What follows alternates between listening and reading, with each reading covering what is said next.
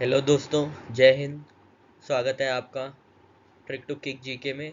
और दोस्तों, आज हम लोग जो बात करेंगे वो है डिफेंस से रिलेटेड एक्सरसाइजेज और एग्रीमेंट्स, ऑबिचुअरीज, जो कि मतलब अभी रिसेंटली जिनकी डेथ हुई है, जो इम्पोर्टेंट पर्सनालिटीज़ थी उनकी डेथ जो हुई है उनसे रिलेटेड, और जो इम्पोर्टेंट डेज है अलॉन्ग विथ थीम। इन सब बारे में हम लोग आज पूरी चर्चा करेंगे अक्टूबर 2022 के महीने में जितनी भी चीज़ें हुई हैं। ठीक है दोस्तों, चलिए आगे बढ़ते हैं। तो दोस्तों, आज का पहला क्वेश्चन है जो कि इम्पोर्टेंट है। CERT.in and dash jointly conduct cyber security exercise power x 2022। तो किसके साथ मिलके CERT ने जॉइंटली कंडक्ट किया है एक साइबर सिक्योरिटी एक्सरसाइज जिसका नाम है पावर एक्स 2022। तो दोस्तों, आपके ऑप्शंस है power SERB, power CSIRT, power MeitY मतलब ministry of information electronic information and technology, या power CSIR council for scientific and industrial research. तो दोस्तों, इसका सही आंसर है पावर CSIRTS। इन दोनों ने मिलके जॉइंटली कंडक्ट की है पावर एक्स 2022। अब देखते हैं इसकी थोड़ी सी इंफॉर्मेशन।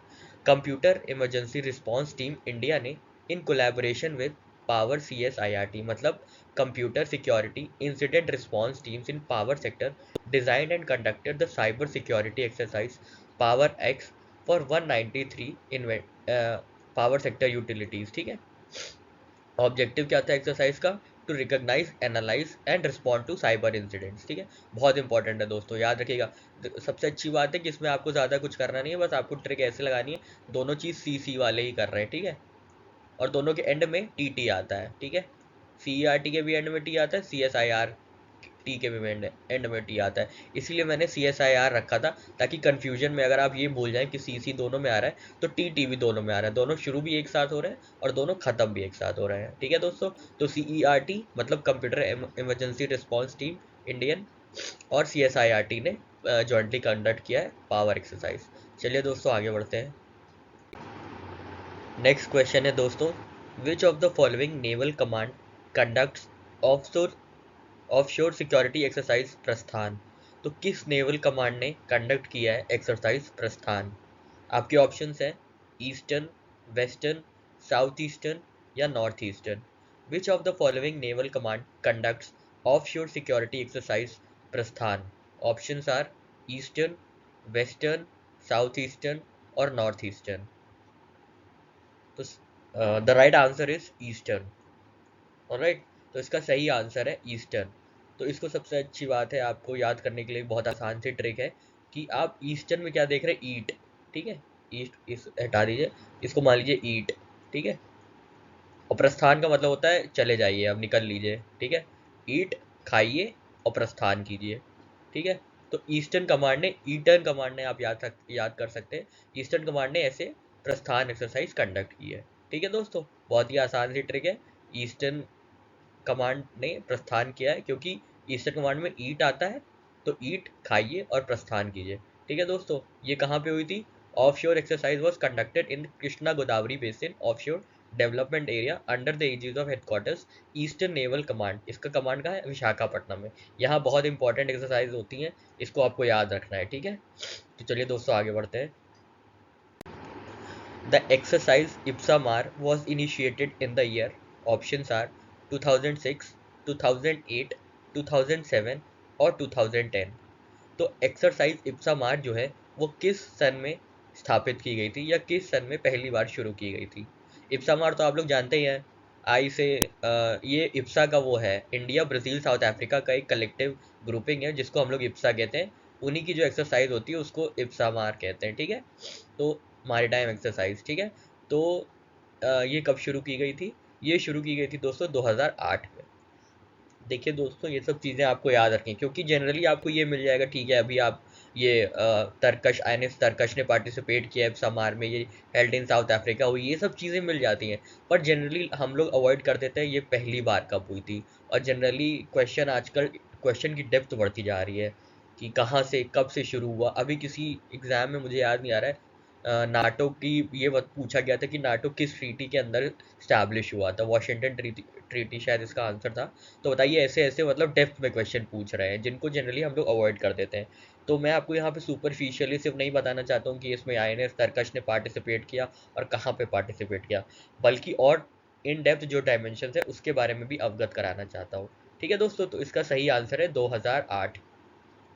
तो आप अगर इसको याद करना चाहें तो ऐसे कर सकते हैं। इसमें कितने लेटर्स हैं? 7 लेटर्स हैं, तो 7+1 तो 8 हुआ ना, 2008।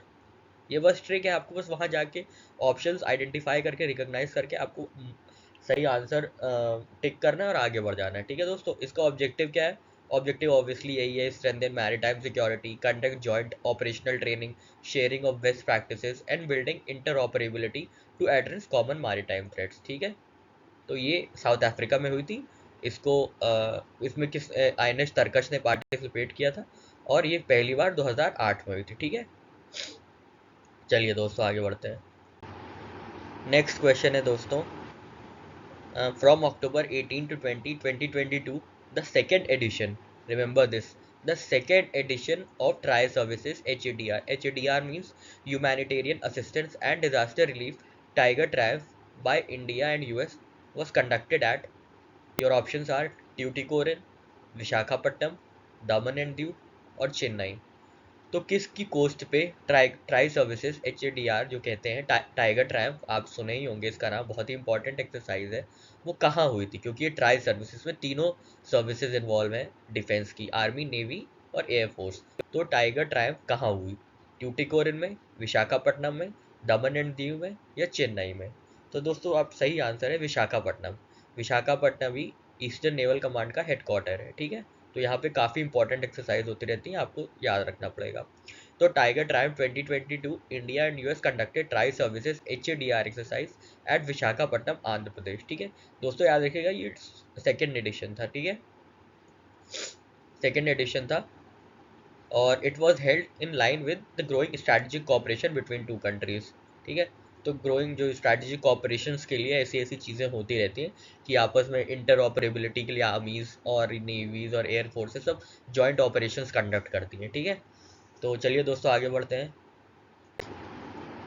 नेक्स्ट क्वेश्चन है दोस्तों, the Indian navy will hold the 29th edition of Singapore India maritime bilateral exercise SIMBEX.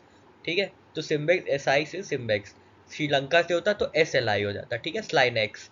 तो Singapore India maritime bilateral exercise कहाँ पे हुई है? आपके ऑप्शंस हैं विशाखापट्टनम, हुगली, आलापूजा या यनम। तो दोस्तों इसका सही आंसर है विशाखापट्टनम। मैंने आपको बताया था ना, being the eastern command, eastern naval command, Visakhapatnam holds great prominence. ठीक है, तो यहाँ पे ये बायलैटरल एक्सरसाइज होती रहती है। ठीक है, अभी हम लोग ने पीछे देखा कि टाइगर ट्रायम्फ यहाँ हुई है, अब सिम्बैक्स भी यहीं हुई है। ठीक है, तो Indian navy conducts maritime exercise with Singapore at Visakhapatnam. ठीक है, चलिए दोस्तों आगे बढ़ते हैं हम लोग। नेक्स्ट क्वेश्चन है दोस्तों, Garuda 7 2022 is being held between the Indian Air Force and the French Air and Space Force at, आपके ऑप्शंस है जोधपुर, जयपुर, ग्वालियर या नोएडा। तो दोस्तों अगर आपको ये नहीं पता है कि गरुड़ किसके किसके बीच है, मतलब इसमें यहाँ पे क्वेश्चंस में तो लिखा हुआ है पर आपको इन जनरल नहीं पता है, तो एक ट्रिक है, आपको याद कर लो, आपको याद करने में आसानी होगी। इसमें आप देख रहे हैं ना, उड़ा लिखा हुआ है, गरुड़ा, उड़ा। सबसे तेज आजकल क्या उड़ रहा है हमारे यहाँ? रफेल। ठीक है, रफेल जो विमान है, जो फाइटर जेट है, जो रफेल है, बहुत तेजी से उड़ रहा है। तो रफेल उड़ा, तो रफेल कहाँ का है? फ्रांस का है। ठीक है, ये कनेक्टिंग लिंक है। तो रफेल उड़ा, गरुड़ा, फ्रांस। ठीक है, तो गरुड़ा 7 जो है वो इंडियन एयरफोर्स और फ्रेंच एयरफोर्स के बीच की एक एक्सरसाइज है। ठीक है, तो ये इस बार कहाँ हुई है? 2022 में। इसका वेन्यू क्या था? तो आपके ऑप्शंस बता दिए हैं मैंने। तो दोस्तों इसका सही आंसर है जोधपुर। ठीक है दोस्तों, जोधपुर में ये गरुड़ एक्सरसाइज हुई है, राजस्थान में। ठीक है, ये 7th एडिशन था, याद रखिएगा। ये सब बातें याद रखने वाली होती है, इसमें ही लिखा हुआ है खैर गरुड़ 7। इन केस अगर पूछ लेता है, ये 7th आपको नंबर नहीं देता है, तो आपको याद रखना पड़ेगा कि गरुड़ 7 इस बार उड़ा है, गरुड़ा 7। ठीक है, चलिए दोस्तों आगे बढ़ते हैं। तो दोस्तों आपको पता ही होगा डिफेंस एक्सपो हुआ था अभी गुजरात में ही हाल ही में। तो ये जो था वो 12th एडिशन था, ठीक है, 12वां एडिशन था, 12th एडिशन। पर इसकी थीम क्या थी आपको ये बतानी है। तो आपके ऑप्शंस है Atmanirbhar defence, path to pride, defence and self reliance, या पावर टू डिफेंस। तो दोस्तों इसका सही आंसर है path to pride, path to pride, ठीक है। In order to boost the defense sector, Prime Minister Narendra Modi inaugurated Defense Expo 2020 12th edition, India's biggest ever defense exhibition in Gandhinagar Gujarat, ठीक है। गांधीनगर गुजरात में ये हुआ था, ये आपको पता ही होगा। ये फ्लैगशिप एग्जीबिशन है on land, naval and homeland security systems पे, ठीक है। It is held with the theme Path to Pride, highlighting India's commitment to achieving आत्मनिर्भर इन डिफेंस प्रोडक्शन, ठीक है। तो इसमें 3 चीजें आपको याद रखनी है, क्या क्या। पहली बात तो डिफेंस एक्सपो कहाँ हुआ, गांधी जी के पास हुआ, मतलब गांधीनगर गुजरात में हुआ, ठीक है। और कौन सा एडिशन था इसका, 12th एडिशन था, 12th एडिशन था, गांधी जी के पास हुआ डिफेंस एक्सपो। और इसकी थीम थी path to pride. Gandhi ji हमारे प्राइड है, कुछ लोगों के नहीं है, पर मेजॉरिटी के तो है ही है। तो इससे याद रखना है कि गांधी जी के प्राइड पे डिफेंस एक्सपो हुआ और ये 12th एडिशन था, ठीक है दोस्तों। चलिए आगे बढ़ते हैं। अब दोस्तों ये जो क्वेश्चन है ये इन डेप्थ है, ठीक है, ये पूछे जाने की पूरी संभावना है अभी, क्योंकि Indian ocean region plus defence ministers एक कॉन्क्लेव हुई थी, ठीक है, on the sidelines of defence expo. अभी जो डिफेंस एक्सपो हम लोग ने बात की है, डिफेंस एक्सपो कहाँ हुआ था, गांधी जी के पास, मतलब गांधीनगर में। और गांधी जी हमारे प्राइड है, तो इसकी थीम थी पाथ टू प्राइड, ठीक है दोस्तों। देखिए मैं बोल बोल के आपको ऐसे दिमाग में बैठवा दूंगा, आपको बिल्कुल भी एफर्ट करने की जरूरत नहीं है, ठीक है। अब इसकी थीम पूछी जा रही है, ठीक है, इसकी थीम क्या थी, ये जो Indian ocean region plus defence minister जो कॉन्क्लेव हुई थी, ठीक है। हमें ये तो याद रखना ही है कि डिफेंस एक्सपो कहाँ हुआ, कब हुआ, पर उसके साथ साथ अलॉन्ग साइड जो उसके इवेंट हुए हैं उन पे भी खासा नज़र रखनी है, ठीक है। तो इसकी थीम क्या थी दोस्तों, आपके ऑप्शन है challenges, opportunities and collaborations in the Indian Ocean. Second option है India way to Pacific defence, Indian way to Pacific defence. Third option है Pacific friends for solutions. Fourth है मेकिंग इंडियन ओशन सिक्योर। तो दोस्तों आपका सही answer है इसमें challenges oceans, challenges opportunities and collaborations in the Indian Ocean, ठीक है। ये जो डिफेंस मिनिस्टर हमारे हैं राजनाथ सिंह साहब, इन्होंने सेकेंड होस्ट किया था second IOR plus defence minister conclave on the sidelines of defence expo, ठीक है। इसकी थीम थी जो मैंने बताया challenges, opportunities and collaborations in the Indian ocean. याद रखिएगा इतनी लंबी थीम है, ठीक है।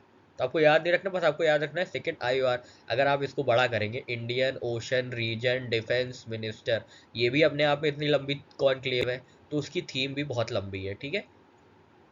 चलिए दोस्तों आपको ये ट्रिक समझ में आई होगी और आपके दिमाग में बैठ जाएगी। अगर ये क्वेश्चन आता है एग्जाम में तो आप आराम से इसको हल कर पाएंगे, ठीक है दोस्तों। चलिए हम लोग आगे बढ़ते हैं। नेक्स्ट क्वेश्चन है दोस्तों, विच ऑफ द आईआईटी, इनमें से कौन सी IIT is set to get new research centre for futuristic defence technology requirements, ठीक है। तो डिफेंस टेक्नोलॉजी रिक्वायरमेंट्स के लिए फ्यूचरिस्टिक रिसर्च सेंटर किस आईआईटी में सेटअप किया जाएगा। तो दोस्तों आपके ऑप्शन है कानपुर, आईआईटी दिल्ली, आईआईटी मुंबई, या आईआईटी रुड़की। तो दोस्तों इसका सही आंसर है आईआईटी रुड़की, ठीक है। आईआईटी रुड़की में एक नया रिसर्च सेंटर खोला जाएगा फॉर फ्यूचरिस्टिक डिफेंस टेक्नोलॉजी, ठीक है। अब आपको याद रखना होगा डिफेंस इज द की, कुछ भी हो हमें अपने आप को डिफेंस करना है, तो जो सबसे बेहतरीन या प्रोमिनेंट की है वो है डिफेंस, ठीक है, की। तो आपको याद रखना है futuristic defence technology is the key, इसलिए आईआईटी रुड़की, ठीक है। तो IIT Roorkee to get new research centre for futuristic defence technology requirements, ये नया सेंटर आया है at IIT Roorkee Uttarakhand, has been approved by ministry of defence, ठीक है। जो कि एक आत्मनिर्भर एक सेमिनार हुआ था वहाँ पे डिसाइड किया गया था, और राजनाथ सिंह जी ने इसके बारे में जानकारी दी थी। और जो ये फैसिलिटी है IIT Roorkee will be called DRDO industry academia centre for excellence, ठीक है। ये मतलब एकेडमिक्स ये काम करेंगी, ये थ्योरी देंगी, और ये डीआरडीओ प्रैक्टिकल करके उसके ऊपर रिसर्च कर लेंगे, ठीक है, और उसके ऊपर प्रोडक्ट बनाएंगे। तो ये है इनका पूरा काम, ठीक है। तो defence technology is the key, इसलिए IIT रुड़की। ठीक है, चलिए दोस्तों आगे बढ़ते हैं। एक और डिफेंस रिलेटेड क्वेश्चन है दोस्तों। जो श्रीनगर बेस्ड MiG-21 MiG-21 का स्क्वाड्रन है वो अभी रिटायर किया गया है फ्रॉम इट्स फ्लाइंग ऑपरेशंस। तो वो कौन सा है? तो दोस्तों आपके ऑप्शंस हैं topsy spin, spear hit, sword arms या स्वॉर्ड फिश। तो दोस्तों इसका सही आंसर है स्वॉर्ड आर्म्स। ठीक है, तो अभी स्वॉर्ड आर्म्स को, जो कि MiG-21 squadron, Srinagar based MiG-21 squadron की एक विंग है, उसको रिटायर कर दिया गया है फ्रॉम इट्स फ्लाइंग ऑपरेशंस। ठीक है, स्वॉर्ड आर्म्स आपको याद रखना है। आर्म्स को रिटायर कर दिया मतलब रिटायर होता है तो हाथ पैर अब रोक दिए जाते हैं, मतलब ज़्यादा काम नहीं लेना है हाथ पैर से। जब कोई रिटायर होगा ना तो हाथ पैर मतलब स्वॉर्ड तो चलिए याद ही नहीं रहेगा, आर्म्स आर्म्स मतलब हाथ। ठीक है, तो इस तरह आप याद कर सकते हैं कि श्रीनगर बेस्ड MiG-21 है तो श्री रिटायर हो चुके हैं, श्री जैसे मिस्टर मिग रिटायर हो चुके हैं काम करने से, हाथ पैर वाले काम करने से। ठीक है, तो स्वॉर्ड आर्म्स। ठीक है दोस्तों। दोस्तों अगर आपको कंटेंट पसंद आ रहा हो या आपको ट्रिक पसंद आ रही हो, आपको कुछ नहीं भी पसंद आ रहा हो, तो दोस्तों प्लीज़ कमेंट कीजिए, क्योंकि बहुत एफर्ट लगता है ये सब करने में। ठीक है दोस्तों, चलिए ज़्यादा टाइम नहीं लेंगे आपको। बस मेन उद्देश्य ये है कि आपका एग्ज़ाम निकले और आपकी जॉब लगे जल्दी जल्दी से, ताकि आप ज़िंदगी के जो और मटेरियलिस्टिक आपके जो प्लेजर्स हैं आप वो एंजॉय कर पाए इजीली। क्योंकि अभी उसके बाद तो सब दुनिया चलती रहेगी, और दुनिया जिस स्पीड से आगे बढ़ रही है उस स्पीड से दोस्तों जो एक चीज़ है पैसा कमाना बहुत ज़रूरी हो गया है। ठीक है दोस्तों, इमोशंस अपनी जगह है, एक इमोशनल स्पेस अपनी जगह, पर ये जो एक पिक्यूनरी स्पेस है, मटेरियलिस्टिक स्पेस है, इसे भी बहुत सिक्योर करके चलना है आपको। यही आपकी इमोशनल स्पेस को एक तरीके से प्रोटेक्ट करती है। तो मटेरियलिस्टिक आपको बहुत ही पावरफुल होना पड़ेगा in order to secure your mental peace and emotional space. ठीक है दोस्तों, तो वीडियो बनाने का सिर्फ एक ही उद्देश्य है कि सबको हेल्प हो और सब जल्दी जल्दी एटलीस्ट GS में अच्छे नंबर लाएं और आगे बढ़े ज़िंदगी में। ठीक है दोस्तों, चलिए आगे बढ़ते हैं हम लोग इसी बात पे। प्रचंड इज, प्रचंड क्या है? Light combat helicopter, light drone, heavy tanks या स्मार्ट पेट्रोल वेसल। क्या है दोस्तों प्रचंड? तो प्रचंड है दोस्तों लाइट कॉम्बैट हेलीकॉप्टर। ठीक है, हेलीकॉप्टर है ये, लाइट कॉम्बैट हेलीकॉप्टर। तो IFN index, Indian air force index first made in India light combat helicopter at its Jodhpur air force station, जिसका नाम है प्रचंड। ठीक है, इसको याद करने के लिए आप याद कर सकते हैं प्रचंडा। इसमें आखिरी में चंदा दिया हुआ है ना, मून, तो हेलीकॉप्टर से जाएंगे ना मून पे, टैंक को तो लेकर जाएंगे नहीं।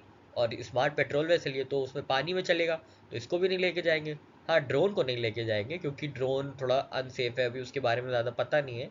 तो हेलीकॉप्टर को लेके जाएंगे। ठीक है, और कॉम्बैट भी करना हुआ, मान लीजिए रास्ते में कोई मिल आ गया तो उससे कॉम्बैट करना पड़ा, तो इसलिए लाइट कॉम्बैट हेलीकॉप्टर। तो चंदा पे जाएंगे प्रचंडा होके हेलीकॉप्टर से। ठीक है, तो चंदा पे जाएंगे हेलीकॉप्टर से। ठीक है दोस्तों, प्रचंड। ठीक है दोस्तों, चलिए दोस्तों आगे बढ़ते हैं। दोस्तों अब हम लोग ना ऑबिचुअरीज की बात करेंगे, जो भी अक्टूबर 2022 में प्रोमिनेंट पर्सनालिटीज़ की डेथ हुई है तो वो किस फील्ड से एसोसिएटेड थे। ये एक क्वेश्चन हमेशा ही, एक क्वेश्चन तो ज़रूर ही पूछते हैं, और ये बहुत ही मतलब लो हैंगिंग फ्रूट है, इजी ब्राउनी है आपके लिए। थोड़ी थोड़ी सी ट्रिक्स लगा के मैं आपको बता दूंगा ताकि आपके दिमाग में बैठ जाए और आपको बिल्कुल भी एफर्ट ना करना पड़े, और आपका जो टाइम बच रहा है वो आप और जगह एक यूज़फुल और यूटिलाइजेशन उसका हो सके। ठीक है दोस्तों, चलिए आगे बढ़ते हैं, पहला क्वेश्चन लेते हैं। तो दोस्तों पहला क्वेश्चन है ऑबिचुअरीज में, Tulsi Tanti passes away, he was also known as. जो तुलसी टंटी प्रोमिनेंट पर्सनैलिटी हैं उनको और किस नाम से या उपनाम से जाना जाता था? Solar man of India, wind man of India, water man of India या सॉइल मैन ऑफ इंडिया। तो दोस्तों इसका सही आंसर है विंड मैन ऑफ इंडिया। ठीक है, ये विंड मैन थे, इन्होंने he was regarded as windman of India and was a stalwart of the Indian and global renewable energy industry। तो इन्होंने विंड एनर्जी को इंडिया में स्पीयर हेड किया था, wind revolution in India with the establishment of Suzlon energy in 1995। ठीक है, तो ये कौन थे? तुलसी टंटी, ये विंड मैन ऑफ इंडिया थे। ठीक है, तो आप याद कर सकते हैं विंड से WI विंड, और टी से टी विट, ये एक आप ट्रिक लगा सकते हैं। ठीक है, विट, वेट मतलब विंडमैन या टी। तो अगर आपसे पूछा जाएगा तुलसी तंत्री किससे रिलेटेड थे, तो आप बता दीजिएगा एनर्जी से रिलेटेड थे, और कैसे, तो जस्ट याद रखिएगा टी से तुलसी से विट याद रखिएगा, WI मतलब विंड एनर्जी। ठीक है, ठीक है दोस्तों। मुझे मैं आशा ही कर सकता हूँ कि आपको ये ट्रिक्स अच्छी लग रही होंगी, पसंद आ रही होंगी और आपके हेल्पफुल होंगी। ये तो आपको जब एग्जाम देंगे या आप कोई मॉक देंगे या आप जो यूट्यूब पे चल रहे होते हैं जीके क्वेश्चंस या करंट अफेयर्स क्विज, उसमें आप अपीयर होंगे तो आपको खुद ही रियलाइज हो जाएगा कि ये सब ट्रिक्स कितनी कारगर है। ठीक है, तो तुलसी से याद आ जाए आपको विट, विट मतलब विंड एनर्जी। तो ये ही was also known as wind man of India. चलिए दोस्तों, आगे बढ़ते हैं हम लोग। ये तो देखिए प्रोमिनेंट पर्सनालिटी थे, हम लोग से रूबरू भी हुए थे टीवी पे, तो आप इनको जानते होंगे। Arun Bali pass away recently, he was actor. ठीक है, तो दोस्तों एक्टर थे। अब मैं आपको इनकी फोटो नहीं दिखा सकता, पर आप ऐसे याद कर सकते हैं कि ये बाली जानते हैं, ये बाली। बाली आपने सुना होगा ना रामायण में, जिसको रावण रावण बाली जी ने रावण को अपनी काख में दबा लिया था 6 महीने तक। ठीक है, सुग्रीव के भाई थे बाली। पर ये इनके कैरेक्टर्स नहीं अच्छे थे, कैरेक्टर के थोड़ा सा ढीले थे, इसलिए राम जी ने सुग्रीव के साथ दोस्ती करके बाली को हराया था। ठीक है, बाली बहुत पावरफुल था, उसने रावण तक को हरा के रखा था और राम जी का भक्त भी था। पर क्योंकि उसका कैरेक्टर नहीं अच्छा था, या मतलब यूँ कहें कि वो थोड़ा सा वायलेंट टाइप का था और उसकी आदतें नहीं सही थी, तो इसके चलते राम जी ने उनसे दोस्ती नहीं की थी। ठीक है, तो बाली का कैरेक्टर अरुण बाली ने प्ले किया था। अब इसमें है ही है बाली। बाली आपको याद भी होगा, रामायण तो आप लोग ने देखी ही होगी मेरे हिसाब से, और नहीं भी देखी तो आप याद रखिएगा कि रामायण में कैरेक्टर थे बाली। तो बाली का जो रोल प्ले किया था, जो एक्टर थे, वो अरुण बाली थे। ठीक है, तो वो एक्टर थे। ठीक है दोस्तों, अब इनके बारे में कुछ जान लेते हैं। ये अवार्ड विनिंग प्रोड्यूसर भी रहे हैं, 5 वेटरन एक्टर तो हैं ही हैं, और national award winning producer, 5 at the age of 79 years. तो अगर आप 3 इडियट्स देखे होंगे तो उसमें भी होंगी, केदारनाथ में भी होंगे। अब मुझे नहीं आइडिया कि ये, मैंने एक्चुअली ये मूवीज़ नहीं देखी हैं तो मुझे नहीं आइडिया कि उसमें है कि नहीं, पर आपने अगर देखी होगी तो आप इनको ज़रूर आइडेंटिफाई कर लेंगे। ठीक है, और वैसे ही मैंने आपको ट्रिक बताई दी है कि बाली का कैरेक्टर अरुण बाली ने निभाया था। ठीक है, रामायण में। चलिए दोस्तों, आगे बढ़ते हैं हम लोग। दोस्तों, अगर यूपी पीसीएस की कोई भी एस्पिरेंट ये वीडियो देख रहे हैं तो उनके लिए इंपॉर्टेंट हो जाता है, इसका डायमेंशन बहुत इंपॉर्टेंट हो जाता है। क्योंकि हमें ये तो पता है कि जी मुलायम सिंह यादव थे, चीफ मिनिस्टर थे, तो जो जिनकी अभी रिसेंटली में डेथ हो गई। तो क्वेश्चन ये है कि Mulayam Singh Yadav passes away recently. ठीक है, he served as the CM of UP for how many non consecutive terms. तो कितने नॉन कंजिक्यूटिव टर्म्स तक वो मुलायम सिंह यादव जी सीएम रहे थे यूपी के। तो आपके ऑप्शन है 3, 4, 5, 6। ठीक है दोस्तों, तो आपको इसका सही आंसर है 3। ठीक है, इसको याद करने में कोई परेशानी नहीं होगी, क्योंकि मुलायम सिंह यादव 3 नाम है ना अपने आप पे अलग अलग, तो इन्होंने अलग अलग नाम से अलग अलग बार सीएम की पोस्ट या सीएम की चेयर ग्रहण की थी। ठीक है, एक बार मुलायम जी ने, एक बार सिंह जी ने, एक बार यादव जी ने। तो ये एक ट्रिक है दोस्तों, ये है तो एक ही इंसान। ठीक है, एक ही नेताजी थे अपने। तो मुलायम सिंह यादव जी अभी जो रिसेंटली जिनका देहांत हुआ, वो 3 बार यूपी के नॉन कंजिक्यूटिव टर्म्स में चीफ मिनिस्टर रहे थे। ठीक है, उनको प्यार से नेताजी भी कहा जाता था, और वो डिफेंस मिनिस्टर थे। ठीक है, इनका सबसे बड़ा कंट्रीब्यूशन ये था कि पहले दोस्तों जब वॉर होती थी और सोल्जर्स की डेथ हो जाती थी, तो उनकी डेड बॉडीज़ को घर नहीं भेजा जाता था। तो इन्होंने बोला था डिफेंस मिनिस्ट्री से कि भैया ऐसा करते हैं, ये बहुत ज़रूरी है कि जो उनके आत्मीय लोग हैं, जो उनकी फैमिली मेम्बर्स हैं, उनको लास्ट राइट्स या फ्यूनरल करने की अपॉर्चुनिटी तो देनी चाहिए। तब से जाके डेड बॉडीज़, मतलब सोल्जर की डेड बॉडीज़ घर आने लगी थी। तो ये बहुत बड़ा कंट्रीब्यूशन था मुलायम सिंह यादव जी का। ठीक है, तो इन्होंने कितनी बार चीफ मिनिस्टर की पोस्ट को ग्रहण किया था? 3 बार। कब कब कब, ये तो नहीं जानने की ज़रूरत है, बस आपको याद रखना है 3 बार। ठीक है, 3 कैसे? एक बार मुलायम से, एक बार सिंह से, एक बार यादव से। ठीक है, ये ट्रिक है, बस आप याद रखिएगा।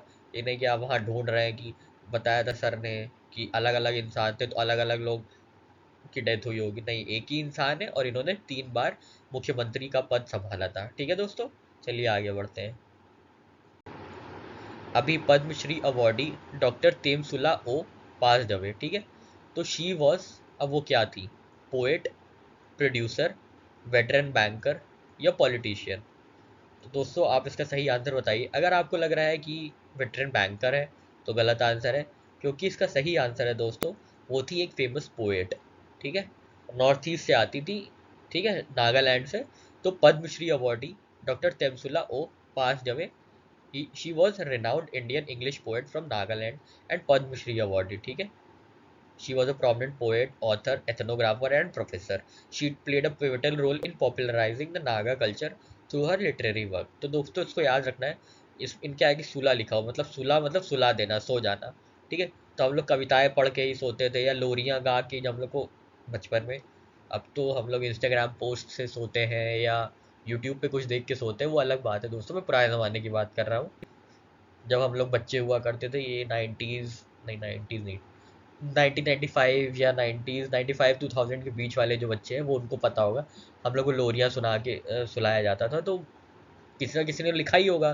तो जो चीज़ सुला दे, जो चीज़ लिखी हो, कुछ चीज़ सुला दे, पोएट ही लिखेगा तो सुला देगा। तो इसीलिए पोएट का काम होता था सुलाना। मतलब अब ये ऑफेंस में कोई ना ले कि ये ऑफेंस है टूवर्ड्स पोएट, ठीक है। बस मैं एक ट्रिक याद करवा रहा हूँ आपको, ताकि आपको एग्जाम में आसानी हो, ठीक है। तो आप कौन सुला देगा? पोएट की पोएट्री, ठीक है। चलिए दोस्तों आगे बढ़ते हैं। तो doctor Temsula Ao was poet, Naga poet, ठीक है दोस्तों। चलिए आगे बढ़ते हैं। अगला दोस्त क्वेश्चन है दोस्तों, Padma Shri awardee Kavignar Subbu Arumugam pass away. ये जो कविंगर सुब्बू जी थे, ये इनका भी देहांत हुआ। तो he was author, politician, social activist या संतूर प्लेयर। अरे दोस्तों आ गया, ये आंसर ही आ गया। तो दोस्तों ये ऑथर थे, ठीक है। इनके नाम में ही कवि है। कवि मतलब पोएट, ऑथर। हालांकि ये शॉर्ट स्टोरीज, सॉन्ग भी लिखे तो ये पोएट भी हो जाते हैं। पर पोएट ऑथर दोनों थे, ठीक है। इनके नाम में ही कवि है, तो आपको ज़्यादा दिमाग लगाने की ज़रूरत नहीं है। इसमें आप याद रखिए ये कहाँ से आते हैं। ये आते हैं तमिलनाडु से, ठीक है। तमिलनाडु से आते हैं, ठीक है। तमिलनाडु से आते हैं, ऑथर है, कवि हैं तो ऑथर है, और तमिलनाडु से आते हैं, ठीक है दोस्तों। चलिए हम लोग आगे बढ़ते हैं। तो ये पद्मश्री अवॉर्डी भी रहे हैं। बस इनका एसोसिएशन आपको याद रखना है। He was associated with writing poetries, songs, short stories and novels, ठीक है दोस्तों। चलिए हम लोग आगे बढ़ते हैं। इस खबर से दोस्तों काफ़ी फैंस दुखी हैं। Robbie Coltrane pass away. आपको पता ही होगा, अगर आप हैरी पॉटर के दीवाने हैं या आप देखे हैं या आपने सुना होगा कहीं, तो आपको पता होगा Robbie Coltrane passed away.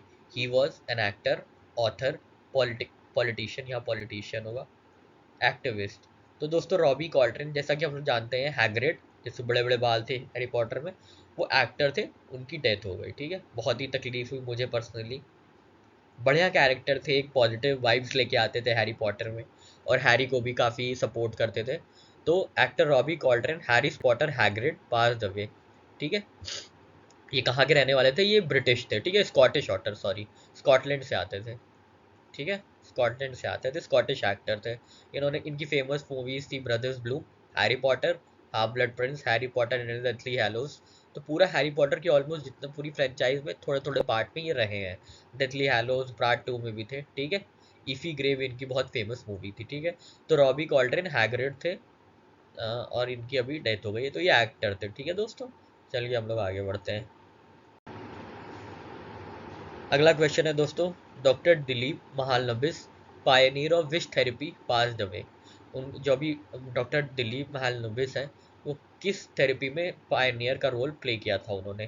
Cardiac regeneration, oral rehydration therapy, योग एंड मेडिटेशन, या किडनी रेस्टोरेशन थेरेपी। तो दोस्तों इसका सही आंसर है ओरल रिहाइड्रेशन थेरेपी, ठीक है। ओरल रिहाइड्रेशन थेरेपी को इन्होंने बहुत ही इफेक्टिवली यूज करना सिखाया था।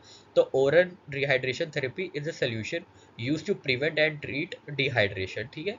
रिहाइड्रेशन का मतलब डिहाइड्रेशन को ट्रीट करने के लिए ओरल रिहाइड्रेशन थेरेपी। तो इसको याद करने की कोई ज़रूरत ही नहीं है, बहुत आराम से मैं आपको ट्रिक बताऊंगा, एक आपको याद हो जाएगा। देखिए दिलीप में लिप आता है ना, लास्ट में लिप। रिहाइड्रेशन कब होगा? जब आप पानी पिएंगे ढेर सारा। डिहाइड्रेशन नहीं तब होगा जब आप पानी नहीं पिएंगे। तो जब पिएंगे तो लिप से ही जाएगा ना, पहले मुंह से ही तो पिएंगे, ठीक है। तो लिप से पिएंगे, तो लिप का ओरल रिहाइड्रेशन थेरेपी है। तो doctor Dilip Mahalanobis was pioneer of this therapy, oral rehydration therapy, ठीक है दोस्तों। Hope guys you are liking my trick, ठीक है। And if you do like the content, please do share it among your friends and peers, ठीक है। And even if you don't like, just comment anything which you don't like. All right. Let's move forward. Next question है दोस्तों, Pinaki Chaudhary passed away, he was director, politician, cricketer या social activist. तो वो Bengali director थे पिनाकी चौधरी, ठीक है। National award recipient Bengali film director Pinaki Chaudhary अभी गुजर गए, ठीक है। इनको लिम्फोमा हो गया था, कैंसर ऑफ लिम्फेटिक सिस्टम। तो इसको याद करने की ट्रिक है, आप इसमें याद रखिए पिंक। आपको पिनाकी दिखे तो आपको पिंक याद आना चाहिए, PINK। पिंक को डायरेक्ट किया था किसने? चौधरी ने, ठीक है। पिंक के डायरेक्टर थे ये, एक पता नहीं कोई और डायरेक्टर है मेरे हिसाब से, मुझे याद नहीं है। पर इसको एक ट्रिक बनाने के लिए मैंने आपके लिए ये यूज़ किया है, ये पूरा एक कॉन्टेक्स्ट, ठीक है। तो पिंक को डायरेक्ट किया था चौधरी जी ने, ठीक है। बहुत आसानी से आपको याद हो जाएगा, ठीक है दोस्तों। चलिए हम लोग आगे बढ़ते हैं। नेक्स्ट क्वेश्चन है दोस्तों, पियरे सोलाजिस पास जवे, ही वॉज, आपके ऑप्शंस हैं सिंगर, पेंटर, ऑथर या जर्नलिस्ट। तो पियरे सोलाजिस जो थे दोस्तों, वो एक फ्रेंच पेंटर थे। इनके नाम से म्यूजियम भी है, Soulages museum was dedicated to the work of Pierre Soulages located in his native Rodez France, ठीक है। तो ये फ्रेंच पेंटर थे, तो प्यारे पेंटर थे, आप याद कर सकते हैं, प्यारे सोलाजिस प्यारे पेंटर थे। पी से प्यारे, मतलब जो भी इनका प्रोनाउंसिएशन होता है उधर फ्रेंच में बहुत ही सोफिस्टिकेटेड तरीके से वो लोग तो बोलते हैं, एकदम जैसे लगता है कि मतलब एक्सेंट में इतनी मिश्री है उनके कि क्या बताएं, ठीक है। तो पियारे सोलाजिस, पी से पियारे और पी से पेंटर, और ये कहाँ के रहने वाले थे? सोलाजिस, मतलब आप याद ही रख लेंगे कि ये फ्रेंच पेंटर थे, ठीक है। तो इनकी अभी हाल ही में मृत्यु हो गई है और इनके नाम से म्यूजियम भी है, ठीक है दोस्तों। तो चलिए आगे बढ़ते हैं हम लोग। हाँ दोस्तों, ये तो खासा इंपॉर्टेंट क्वेश्चन है, और ये अमू हाजी हैं एक, जिन्हें वर्ल्ड का डर्टीएस्ट मैन कहा जाता है। उनकी अभी रिसेंटली डेथ हो गई। तो which nation did he belong to? जो अमू हाजी हैं, डर्टीएस्ट मैन अलाइव थे जो अभी तक, पर उनकी अब डेथ हो गई है। तो वो किस नेशन से आते हैं? ईरान, सूडान, लिबनान या लिबिया। यहाँ पे स्पेलिंग देखिए गलत हो गई, बिया होगा, लिबिया होता है सिर्फ ना। तो किस नेशन से ये बिलोंग करते थे अमू हाजी जी? तो ये ईरान से बिलोंग करते थे। इसको याद करने की बहुत आसान ट्रिक है, आपको याद रखना है अमू हाजी सबसे डर्टीएस्ट थे। अब जो डर्टीएस्ट होते हैं उससे सब दूरी भागते हैं, रैन रन रैन रन, ठीक है। रन रैन रैन सॉरी। तो सब उससे दूरी भागते हैं, तो रैन, ठीक है। Everybody ran away from this dirty personality Amou Haji, ठीक है। तो इनका 94 की एज में निधन हो गया अभी ईरान में, ठीक है। तो ये ईरानियन थे, अमू हाजी डर्टीएस्ट मैन। डर्टीएस्ट थे इसीलिए सब लोग रैन करते थे, इनसे दूर भागते थे, तो इनका नाम था अमू हाजी, ठीक है दोस्तों। चलिए आगे बढ़ते हैं दोस्तों। अब हम लोग इम्पोर्टेंट डेज और उनसे रिलेटेड थीम्स को देख लेंगे। देखिए, डेज तो याद करना थोड़ा सा डिफिकल्ट हो जाता है, क्योंकि ऑलमोस्ट 365 दिन है साल में, और हर दिन कुछ ना कुछ होता है। कई कई दिन तो एक ही डेट पे तीन तीन चीज़ें होती हैं, तो थोड़ा सा डिफिकल्ट हो जाता है। मतलब प्रोमिनेंट डेट्स आपको याद रखनी पड़ेंगी। अब 2 अक्टूबर, 26 जनवरी, 15 अगस्त, ये सब चीज़ें तो आपको याद रखना पड़ेगा। 5 सितंबर हो गई, 14 नवंबर हो गई, ऐसे कर करके 20 मई हो गया, ऐसे कर करके आपको याद रखनी पड़ेंगी चीज़ें। पर हर सारी डेट्स आपको नहीं याद रखनी, क्योंकि याद ही नहीं हो पाएगी। पर उससे रिलेटेड थीम्स आप ज़रूर याद कर सकते हैं। तो मैं यहाँ पे थीम्स के ही बारे में बात करूँगा, ठीक है दोस्तों। चलिए हम लोग बात करते हैं। तो 1 अक्टूबर को जो सेलिब्रेट किया जाता है वो है older persons day, vegetarian day, international coffee day, ठीक है दोस्तों। आपको याद रख, किसी तरीके से आपको याद हो जाए तो आप याद कर लीजिएगा।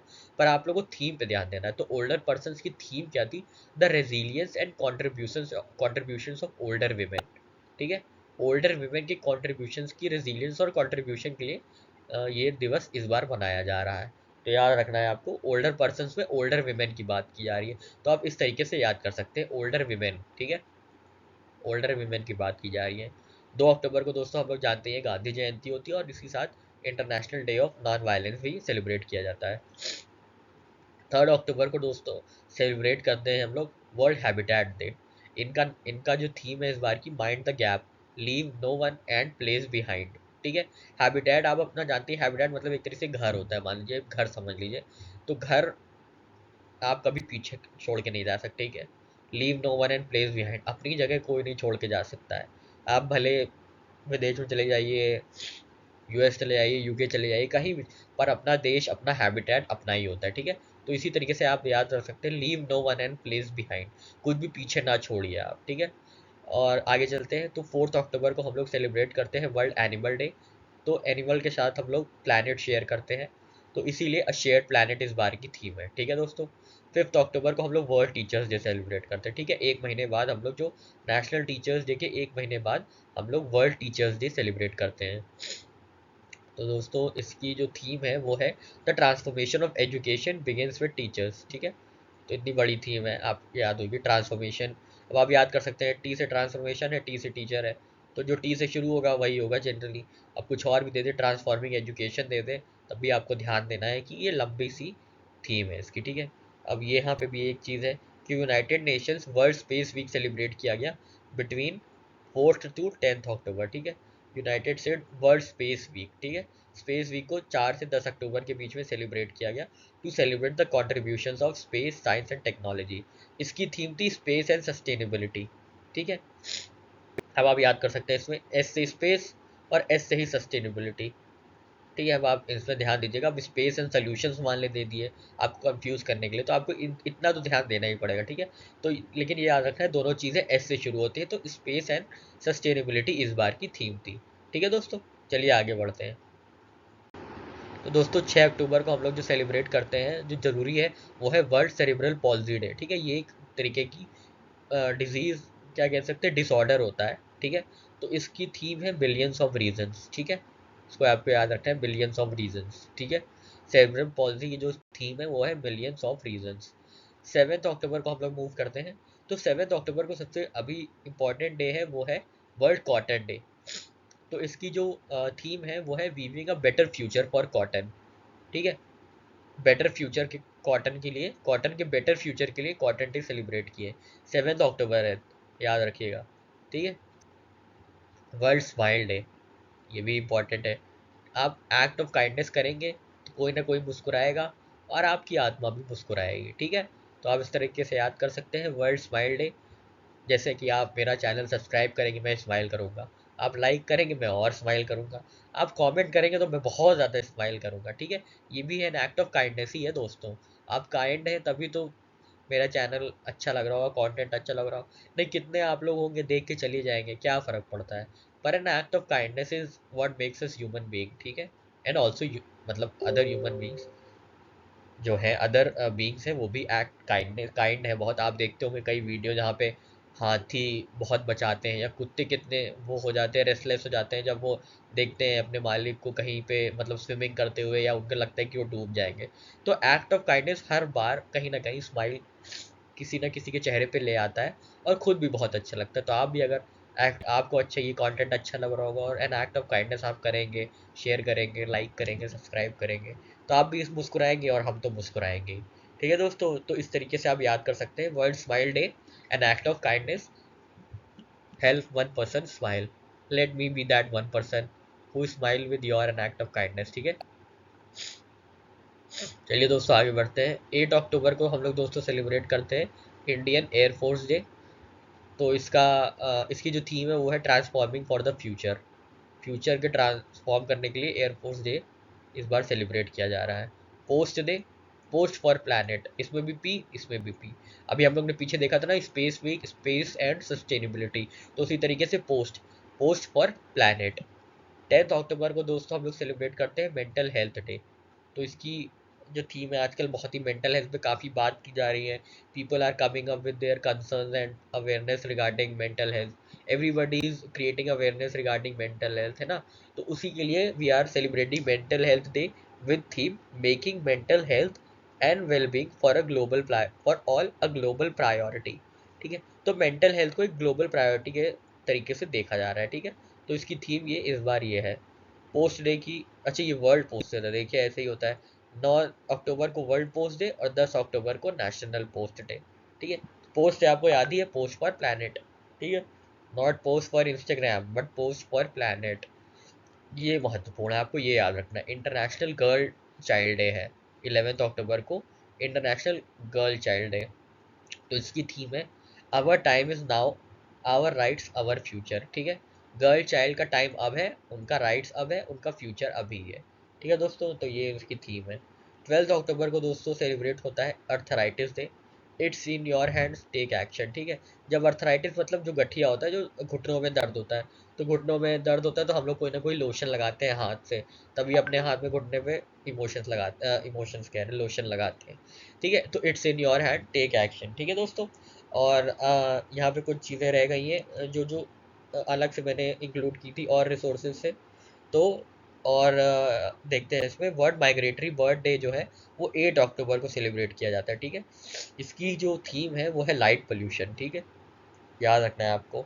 और अगला अगला जो इम्पोर्टेंट दिन है 8 अक्टूबर को, वो है वर्ल्ड हॉस्पिके एंड पैलिएटिव केयर। ठीक है, हीलिंग हार्ट्स एंड कम्युनिटीज। आपको याद रखना है ये सब, थोड़ा सा इसमें मेहनत करनी पड़ेगी क्योंकि इसमें कोई ट्रिक ही नहीं बन सकती। अब हॉस्पिके एंड पैलिएटिव केयर में कैसे बताओ हीलिंग हार्ट्स एंड कम्युनिटीज। ठीक है दोस्तों, बस आपको एक दो तीन बार एक बार इसको देख लेना है, दिमाग में बैठ जाएगा, बस एग्जाम में देके चले आना है। ठीक है, आप अगर याद करना ही चाहते हैं तो आप इसमें याद रखिए, पालिएटिव है मतलब अच्छा पलता है, अगर हार्ट हील कर रहे हो, अगर हार्ट को अच्छे से हीलिंग मिलेगी तो अच्छे से पलेंगे हार्ट और कम्युनिटीज़ दोनों। ठीक है दोस्तों, चलिए हम लोग आगे बढ़ते हैं। दोस्तों, हम लोग 13 अक्टूबर को सेलिब्रेट करते हैं international day for disaster risk reduction. इसकी थीम है अर्ली वार्निंग। तो ये तो आसान सा है, अगर डिज़ास्टर में अर्ली वार्निंग मिल गई तो मिटिगेशन में काफ़ी आराम होता है, मतलब आप उससे डिज़ास्टर से बहुत अच्छे से मिटिगेट कर सकते हो, उससे डील कर सकते हैं। एक अर्ली प्रिपेयर्डनेस हो जाती है डिज़ास्टर को लेके, तो बहुत ही एक इफेक्टिव सोल्यूशन है अर्ली वार्निंग। ठीक है, तो international day for disaster reduction, risk reduction की जो थीम है इस बार की, वो है अर्ली वार्निंग। नेक्स्ट है 13 अक्टूबर को ही वर्ल्ड साइट डे भी सेलिब्रेट किया जाता है। इसकी थीम है लव योर आइज। ईजी है, एक बार देखेंगे याद हो जाएगा। दोस्तों, 14 अक्टूबर को हम लोग सेलिब्रेट करते हैं एग डे। एग डे की थीम है एग फॉर बेटर लाइफ। ठीक है, हालांकि मैं तो पूरा प्योर वेजिटेरियन हूँ, तो मुझे तो कुछ फर्क नहीं पड़ेगा, बट जो जो भी नॉन वेजिटेरियन है, जो भी एग कंज्यूम करते हैं, उनको पता होगा बेटर लाइफ हो जाती होगी शायद। तो एग्स फॉर बेटर लाइफ। 14 अक्टूबर को ही वर्ल्ड स्टैंडर्ड्स डे सेलिब्रेट किया जाता है। तो इसकी जो थीम है वो भी है shared vision for better world. तो एस से स्टैंडर्ड है, एस से शेयर्ड है। ठीक है, एस से ही शुरू हुआ, shared vision for better world. दोस्तों, 16 अक्टूबर को हम लोग सेलिब्रेट करते हैं वर्ल्ड फूड डे और वर्ल्ड एनेस्थीसिया डे। ठीक है दोस्तों, हम लोग दो चीज़ें सेलिब्रेट करते हैं। तो वर्ल्ड फूड डे का जो थीम है इस बार की, लीव नो वन बिहाइंड। ठीक है, ये इसकी थीम है, लीव नो वन बिहाइंड। एक हैबिटेट की थी लीव नो प्लेस बिहाइंड। ठीक है, इसकी है लीव नो वन बिहाइंड, मतलब कोई भी बिना खाए ना पीछे रह जाए। एनेस्थीसिया डे की थीम है मेडिकेशन सेफ्टी। एनेस्थीसिया बहुत सेफली दिया जाना चाहिए, क्योंकि अगर एनेस्थीसिया थोड़ा सा इधर उधर या उनकी डोसेज में अंतर हो जाता है तो people can slip into coma, मतलब patients can slip into coma thing. ठीक है, they can go to comatose state. तो इसलिए सेफ्टी से बहुत ही सेफली इसको एडमिनिस्टर करना चाहिए वर्ल्ड एनेस्थीसिया डे पे, यही थीम थी। ठीक है, 17 अक्टूबर को दोस्तों हम लोग सेलिब्रेट करते हैं international day for the eradication of poverty. और इसकी थीम है dignity for all in practice. मतलब जब कोई पुअर नहीं रहेगा तो किसी की डिग्निटी भी नहीं हैम्पर होगी।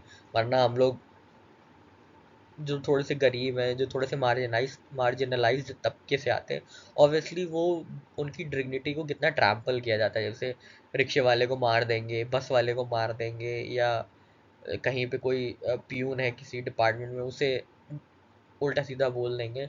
तो उनकी डिग्निटी को देखिए कितना ट्रैम्पल किया जाता है। तो क्योंकि वो थोड़ा सा एक वेल ऑफ नहीं है, थोड़ा पुअर बैकग्राउंड से आते हैं, इसलिए। ठीक है, तो इसकी यही थीम थी, dignity for all in practice, theory में नहीं, इन प्रैक्टिस। प्रैक्टिस में हमें उनकी डिग्निटी को सिक्योर करना होगा। 20 अक्टूबर को दोस्तों हम लोग सेलिब्रेट करते हैं नेशनल सॉलिडारिटी डे, जिसकी कोई थीम नहीं है, आस्था बच गए आप लोग। लेकिन वर्ल्ड ऑस्टियोपोरोसिस डे इसकी थीम है, step up for bone health. तो ऑस्टियोपोरोसिस मतलब बोन डेंटिस्ट्री, अरे बोन डेंटिस्ट्री से जुड़ी हुई चीज़ें ऑस्टियोपोरोसिस। तो step up for bone health. तो बोन हेल्थ को अच्छा करने के लिए, आपकी हड्डियां मजबूत रहें, उसके लिए एक स्टेप अप होना चाहिए। तो ऑस्टियोपोरोसिस की थीम इस बार की थी step up for bone health. 21 अक्टूबर को दोस्तों पुलिस कमेमोरेशन डे था, तो इसकी कोई थीम नहीं थी। 22 अक्टूबर को दोस्तों इंटरनेशनल स्टटरिंग अवेयरनेस डे था। जिसकी थीम थी being seen being heard, representation and normalisation of stuttering in mainstream. ये तो बहुत आसानी से याद हो जाएगा क्योंकि आपको याद तो करना नहीं है, आप बस देख लीजिएगा स्टटरिंग, आप इसको जल्दी से बोल ही नहीं पाएंगे तो स्टटर कर देंगे। ठीक है, normalisation of stuttering in the mainstream being seen being heard. तो ये लंबी सी थीम है, स्टटरिंग भी एक लंबा सा वर्ड है तो लंबी सी थीम है। ठीक है दोस्तों, चलिए हम लोग आगे बढ़ते हैं। नहीं नहीं, दो चीज़ें और हैं वो देखनी है। इंटरनेशनल शेफ्स डे है, वो सेलिब्रेट किया जाता है अक्टूबर 20 को। ठीक है, इंटरनेशनल शेफ डे है वो अक्टूबर 20 को सेलिब्रेट किया जाता है। और इसका जो कैंपेन थी उसकी थीम थी ग्रोइंग अ हेल्दी फ्यूचर। ठीक है, growing a healthy future international chef day की थीम थी। आयुर्वेदिक डे कब सेलिब्रेट किया जाता है? 23 अक्टूबर को। इसको याद रखना है दोस्तों, ये आप इंपॉर्टेंट हो जाता है। ठीक है, आयुर्वेद डे 23 अक्टूबर को सेलिब्रेट किया जाता है। और इसकी जो थीम थी इस बार की, हर दिन हर घर आयुर्वेद। ठीक है, हर दिन हर घर आयुर्वेद, ये तो आसान से याद आएगा। हर दिन हम लोग को आयुर्वेदिक चीज़ें यूज़ करनी चाहिए, हर घर में यूज़ होना चाहिए आयुर्वेदिक चीज़ें। ठीक है, आयुर्वेदिक प्रैक्टिसेस हर घर में फॉलो होनी चाहिए। तो हर दिन हर घर आयुर्वेद इसकी थीम है। ठीक है दोस्तों, चलिए आगे बढ़ते हैं। दोस्तों, international lead poisoning prevention week जो सेलिब्रेट किया गया है, वो सेलिब्रेट किया गया है बिटवीन अक्टूबर 23 to 29। ठीक है, October 23 to 29 international lead poisoning prevention week celebrate किया गया। तो इसकी थीम थी से नो टू लेड पॉइजनिंग। ठीक है, लेड पॉइजनिंग को ना कहना। ठीक है, तो इसकी थीम आप याद रखिएगा। 24 अक्टूबर को दोस्तों हम लोग ने सेलिब्रेट किया था यूनाइटेड नेशंस डे, आपको पता है वो ये इंपॉर्टेंट है तो आपको याद रखना पड़ेगा। वर्ल्ड पोलियो डे, तो इसकी थीम दोस्तों बहुत इंपॉर्टेंट है, अ healthier future for mothers and children. ठीक है, healthier future for mothers and children, polio day की ये थीम थी। एक और डे जो हम लोग सेलिब्रेट किए थे वो था Indo Tibetan border police racing day और वर्ल्ड डेवलपमेंट इंफॉर्मेशन डे। चलिए आगे चलते हैं। 27 अक्टूबर को दोस्तों हम लोग सेलिब्रेट करते हैं world day for audio visual heritage. ठीक है, तो enlisting documentary heritage to promote inclusive just and peaceful societies. ठीक है, तो हम लोग ये सेलिब्रेट इस थीम के अंतर्गत इस चीज़ को सेलिब्रेट किया गया था, documentary heritage to promote inclusive just and peaceful societies. अब आप याद ही रखेंगे डॉक्यूमेंट्री आ गया है तो मतलब ऑडियो विजुअल हेरिटेज की बात हो रही होगी। ठीक है, तो डॉक्यूमेंट्री हेरिटेज मतलब ऑडियो विजुअल हेरिटेज, आराम से याद हो जाएगा। 29 अक्टूबर को दोस्तों हम लोग सेलिब्रेट करते हैं world stroke day, learn the science say it's a stroke and save precious time. देखिए इसमें ज़्यादातर एस डोमिनेट कर रहा है ना। देखिए वो स्पेस वीक में भी स्पेस और सस्टेनेबिलिटी थी। देखिए दोस्तों मैं आपको कैसे लिंक करा रहा हूँ एक ही चीज़ में, मतलब मैंने सारी चीज़ें पिरो दी हैं ताकि एकदम बिल्कुल भी टेंशन लेने की ज़रूरत ही नहीं है। आराम से चिल होके आराम से आप जब सोने जाइए तो इसको बस देख लीजिए, आधे पौन घंटे का वीडियो, आराम से फिर पूरे दिन अपना आप और सिलेबस आप कवर कर सकते हैं। ठीक है, तो स्ट्रोक डे में भी और पोस्ट डे में भी मैंने बताया था पोस्ट फॉर प्लानट, पी से पोस्ट पी से प्लानट उसकी थीम थी। स्ट्रोक डे में भी यही है, स्ट्रोक में ज़्यादातर देखिए एस डोमिनेट कर रहा है, साइंस से स्ट्रोक सेव, है ना। तो स्ट्रोक डे की ये थीम है जिसमें एस ज़्यादा डोमिनेट, ज़्यादा बार आया एस। तो वैसे ही एक और थी स्टैंडर्ड्स डे के भी कुछ एस से ही रिलेटेड थीम थी, मुझे खुद नहीं याद आ रहा पर मैं भी देखूंगा तो याद आ जाएगा। ठीक है, देखिए एक और 31 अक्टूबर को सेलिब्रेट करते हैं हम लोग सेविंग्स डे।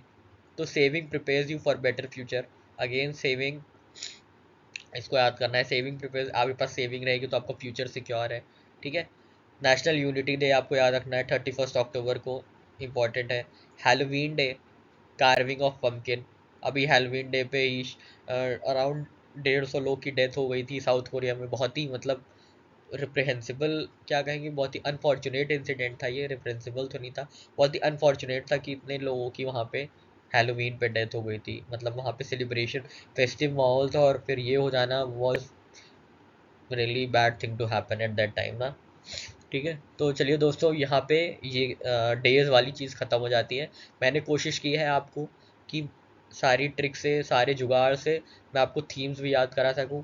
अब मैं इसमें कोई ट्रिक नहीं लगा सकता कि यूनाइटेड नेशंस डे कब सेलिब्रेट होता है या वर्ल्ड स्ट्रोक डे, क्योंकि ये परे है समझ से, ये सिर्फ रट्टा है। अगर आप रट सकते हैं तो आप रट लीजिए, नहीं तो ज़्यादा आप दिमाग खपाने की ज़रूरत नहीं है क्योंकि बहुत कम पूछते हैं और जनरली अब थीम ज़्यादा पूछते हैं। ठीक है, तो कोशिश मैंने की है कि थीम आपको कहीं ना कहीं से इंटर रिलेट करा के कुछ कुछ चीज़ों से जोड़ जाड़ के जुगाड़ करा के आपको चीज़ें याद हो जाए। चलिए दोस्तों आगे बढ़ते हैं, दो तीन चीज़ें फैक्ट्स और हैं फिर ये वीडियो ख़त्म हो जाएगा। ठीक है दोस्तों, दोस्तों 24 से 31 अक्टूबर को global media and information literacy week celebrate किया गया। इसकी जो थीम थी वो थी नर्चरिंग ट्रस्ट। ठीक है, आजकल हम लोग को मीडिया में ट्रस्ट ही नहीं रह गया है, पता नहीं क्या क्या इतनी फेक इन्फॉर्मेशन मीडिया खुद ही रेगुलेट नहीं कर पाता है, खुद ही रन करता रहता है, तो बहुत ही दिक्कत होती है इसलिए ट्रस्ट करने में। ठीक है, तो नर्चरिंग ट्रस्ट इस बार की थीम है। अब media and information literacy imperative. ठीक है, तो ये 24 से 31 अक्टूबर तक हुआ था और इसकी ये थीम है। और दोस्तों कुछ फैक्ट्स हैं। शादी तोहफा मैरिज स्कीम लॉन्च हुई है आंध्र प्रदेश में, वाई एस जगन मोहन रेड्डी द्वारा जी ने इसको लॉन्च किया था। ठीक है, तो इसका जो लॉन्च है, इसका नाम है स्कीम का YSR कल्याण मस्थू। ठीक है, एंड YSR शादी तोहफा मैरिज स्कीम। तो ये आंध्र प्रदेश में लॉन्च की गई है। ठीक है, ये 1 अक्टूबर 2022 से इफेक्टिव हो जाएगी। तो आपको याद रखना है, कल्याण, शादी से कल्याण हो क्योंकि तोहफा मिलेगा। ठीक है, आंध्र प्रदेश में आपको याद रखना है, ये आंध्र प्रदेश की स्कीम है, कल्याण मस्तु और शादी तोहफा मैरिज। ठीक है, हिमाचल प्रदेश के दोस्तों जो CM है जयराम ठाकुर साहब, उन्होंने सत्यनिष्ठा ऐप लॉन्च किया है to aid police on 2 October 2022। ठीक है, launch Satyanishtha mobile application in Dharamshala to investigate and control criminal activities. ठीक है, सत्यनिष्ठा कहाँ पे लॉन्च हुआ है? हिमाचल में लॉन्च हुआ है, हिमाचल प्रदेश में। ठीक है, आप याद कर सकते हैं, अगर आपको CM पता है जयराम ठाकुर, तो राम जी बहुत सत्य और बहुत निष्ठावान थे, तो इसलिए उन्होंने सत्यनिष्ठा स्कीम लॉन्च की है। अगर आपको याद हो तो इससे देखिए दो चीज़ याद हो जाएंगी आपको, इनको CM भी याद हो जाएंगे और इनकी स्कीम भी याद हो जाएगी। ठीक है, राम जी बहुत सत्यवादी थे और निष्ठावान थे। ठीक है, तो सत्यनिष्ठा ऐप हिमाचल प्रदेश में लॉन्च हुआ है। ठीक है दोस्तों, चलिए आगे बढ़ते हैं। दोस्तों HDFC और मिंटोक इनोवेशंस लॉन्चेस स्मार्ट हब व्यापार ऐप फॉर मर्चेंट्स। ये तो दोस्तों आपको याद ही होगा, HD है मतलब स्मार्ट है। हमेशा ट्राई करिएगा HDFC बैंक जहाँ भी है वहाँ पे स्मार्ट यूज़ हो गई, स्मार्ट। ठीक है, क्योंकि HD में वीडियो बनाना है मतलब स्मार्ट TV पे भी चल जाएगा। ठीक है, तो स्मार्ट हब व्यापार ऐसे करके आपको ट्रिक लगा के मैं आपको बस दिमाग में आपके बैठाने की कोशिश कर रहा हूँ। ठीक है, तो HDFC और मिंटोक इनोवेशन सोल्यूशन ने स्मार्ट हब व्यापार ऐप फॉर मर्चेंट लॉन्च किया है। ठीक है, which will facilitate instant digital and 100% paperless merchant onboarding for existing HDFC bank customers। ठीक है, और ईवा चैटबॉट तो है ही है इनका टू एड्रेस एनी इश्यूज। ठीक है दोस्तों, आगे बढ़ते हैं। तो केरला के चीफ मिनिस्टर हैं पिनरई विजयन ने, उन्होंने कुंज ऐप लॉन्च किया है। ठीक है, Kunj app for to prevent cyber crimes against children in the state. ठीक है, ये इंपॉर्टेंट है, ये पूछ सकते हैं किस स्टेट है, which state has launched an app to prevent cyber crimes against children. तो कुंज ऐप मतलब केरला, तो के से केरला, के से कुंज ऐप मतलब कर्नाटका भी हो सकता है, पर आपको याद रखना है केरला ने लॉन्च किया है। ठीक है, केरला ने लॉन्च किया है। ठीक है, इसके जरिए चाइल्ड एक्सप्लॉयटेशन भी रिपोर्ट की जा सकती है। दोस्तों लास्ट न्यूज़ है इस वीडियो की, government of Goa plans to launch a common mobile app for entire taxi industry. तो ये जो ओला अलग चलती है, उबर अलग चलती है, कोई और छोटे छोटे ऐप्स अलग चलते हैं, तो एक common mobile app for entire taxi industry ने, गोवा ने ये डिसाइड किया है, ये कॉमन मोबाइल एप्लीकेशन लॉन्च करेंगे for entire taxi industry in the state. ठीक है, ये यूनाइट करेगा all taxi operators on single platform. ठीक है, ये बहुत अच्छी बात है कि क्योंकि उबर और ओला वाले ना बहुत कमीशन लेते हैं, तो एक्चुअली में जो ड्राइवर्स होते हैं उन्हें बहुत ही कम मिल पाता है। और उबर और ओबा बहुत ही कस्टमर सेंट्रिक ऐप्स हैं या कस्टमर सेंट्रिक सर्विसेज हैं, तो कुछ कस्टमर कभी कभी कुछ बदतमीज़ी करते हैं, हमेशा ड्राइवर्स की गलती नहीं होती है। कुछ कस्टमर्स कभी कभी बदतमीज़ी करते हैं, पर फिर भी उनका जो हर्जाना होता है मतलब उन्हें ड्राइवर्स को भुगतना पड़ता है। तो इसके लिए ये अच्छा एक मुहिम है कि एक कस्टमर सेंट्रिक से एक मतलब एक बैलेंस अप्रोच, जहाँ पे ड्राइवर्स और ऑपरेटर्स का भी ध्यान रखा जाएगा और कस्टमर सेंट्रिक भी चीज़ें होंगी। ठीक है, तो ये गोवा में प्लान किया गया है। अब आपको याद रखना है, गोवा में हम लोग हर बार प्लान बनाते थे गोवा जाने का, पर डिसमिस हो जाता था, कोई कोई ना कोई बंदा पीछे छूट जाता था, तो जा ही नहीं पाते थे। तो गोवा में टूरिज्म बहुत है, बहुत ज़्यादा टूरिज्म है, तो इसलिए उन्होंने एक common mobile app for entire taxi industry के लिए लॉन्च किया है। ठीक है, बस आपको याद रखने के लिए मैंने एक कहानी बना दी है। तो दोस्तों यहाँ ख़त्म होता है, हम लोग ने इस वीडियो में 3 चीज़ें कवर कर ली। क्या क्या? डिफेंस रिलेटेड न्यूज़, ऑबिचुअरीज और इम्पॉर्टेंट डेज विद थीम्स, और कुछ और एक्स्ट्रा फैक्ट्स जो छूट गए थे। ठीक है दोस्तों, दोस्तों ये वीडियो लंबा है पर 3-4 सेगमेंट जिसमें कवर हो गए हैं, तो बहुत आसानी से आप अगर आप इसको थोड़ी सी स्पीड बढ़ा के देखेंगे, या ऑलमोस्ट 1 घंटे में, आप दिन में 1 घंटा आपको देना है इस चीज़ को, and you are ready to appear in your exam. ठीक है दोस्तों, अपना ख्याल रखिएगा, अपने मम्मी पापा का ख्याल रखिएगा, क्योंकि दोस्तों मैंने बोल रखा है ना, सबसे ज़्यादा सेल्फलेस अगर आपके अचीवमेंट कोई चाहता है, अपनी आपकी सक्सेस कोई चाहता है, तो वो आपके माँ बाप हैं दोनों। पेरेंट्स दोस्तों आपको बहुत दिल से चाहते हैं कि आप बहुत जल्दी सक्सेस पा लें। ठीक है, वो नहीं चाहते आप बिल्कुल भी तकलीफ में रहें। ठीक है, तो जब भी आपका निगेटिव रिजल्ट आता होगा, आप जितना डिसअपॉइंटेड तो कोई नहीं होता होगा, ये तो सच बात है, पर ऑलमोस्ट उतने ही लेवल पे आपके पेरेंट्स भी डिसअपॉइंट होते हैं। ठीक है दोस्तों, तो उनके चेहरे पे खुशी लाने के लिए सबसे पहले आपको उनका ख्याल रखना पड़ेगा, और खूब जम के मेहनत करनी पड़ेगी दोस्तों।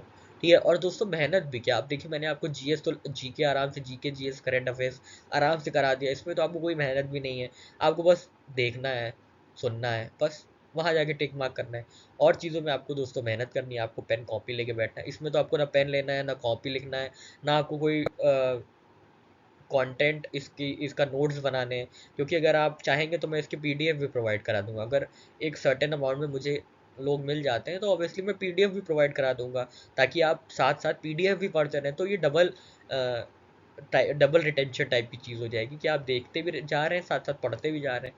हालांकि ये वीडियो अपने आप में ही बहुत ही कॉम्प्रहेंसिव है, पर फिर भी आखिरी टाइम को रिफ़र करने के लिए, जैसे आपको रिवाइज करने के लिए 5 7 10 मिनट 15 मिनट में ही आपको रिवाइज करना है, तो पीडीएफ काफ़ी कारगर हो जाता है। ठीक है, हालांकि आप 2 3 बार वीडियो देख लेंगे तो आपको रिवाइज करने की भी ज़रूरत नहीं है, क्योंकि ट्रिक के ज़रिए मैंने आपको याद करा ही दिया है। तो अगर कुछ लोग मिलते हैं तो मैं पीडीएफ भी ज़रूर प्रोवाइड कराऊंगा। तो आप अपना ख्याल रखिएगा, अपने माँ बाप का ख्याल रखिएगा, और खूब मेहनत करिए। ठीक है दोस्तों, और इन्जॉय कीजिए लाइफ, ये जर्नी इन्जॉय कीजिए, ये फेज़ इन्जॉय कीजिए। ठीक है, डेस्टिनेशन अपनी जगह है, पर जर्नी बहुत इंपॉर्टेंट होनी चाहिए। जर्नी बहुत ही आपकी रूहानी होनी चाहिए, बहुत ही लर्निंग होनी चाहिए। आप मैक्सिमम लर्न कर सकते हैं इस चीज़ में। ये जो फेज़ चल रहा है आपका मैक्सिमम, मतलब आप डिटर्मिन्ड हो सकते हैं, आपकी ग्रिट टेस्ट की जा सकती है, आपकी इंटेग्रिटी टेस्ट की जा सकती है। आप हर चीज़ पे टेस्टिंग फेज़ में होते हैं, आप अभी बीटा फेज़ में है। ठीक है दोस्तों, चलिए दोस्तों, अपना ख्याल रखिएगा, मिलते हैं अगले वीडियो में। जय हिंद, जय भारत।